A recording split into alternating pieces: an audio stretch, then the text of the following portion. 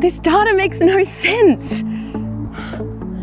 Oh, sometimes science can get a little confusing. So I just take a step back and remember the basics. You know, the sky is blue, trees are green, and lakes, well, they're pink.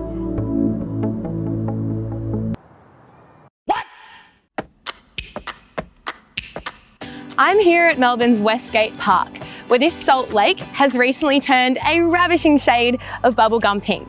It honestly looks like something from Willy Wonka's chocolate factory, and you should feel a little special because it doesn't do this all the time. So how does this run-of-the-mill metropolitan lake turn into the Candyland creation you see before me now? Well, it's all to do with some very tiny creatures lurking in the water. You guessed it, algae. Algae is an umbrella term for a group of photosynthetic life forms that range from giant seaweeds to microscopic single-celled organisms like the ones in this lake. The algae here are called halophiles. In other words, they love salt. And you'd hope they love salt because this lake is full of it. The word halophile literally breaks down to mean salt-loving.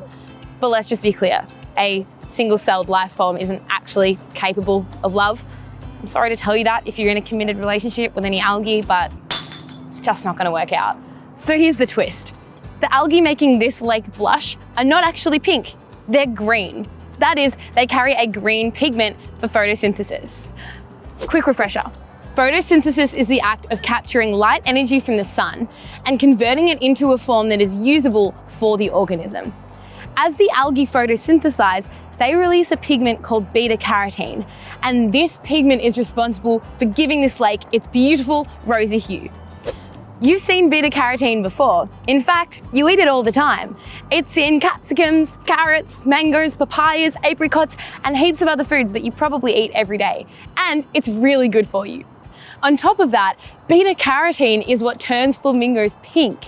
Flamingos actually eat algae that produce the pigment, and that is what gives color to their feathers. So if a flamingo stops eating this algae, their feathers will fade to white.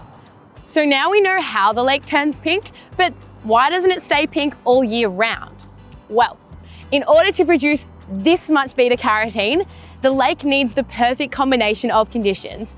It needs to be really hot, have high sunlight, and little rainfall. When all these circumstances strike together, the algae are given the right environment to flourish and produce the pigment in high quantities.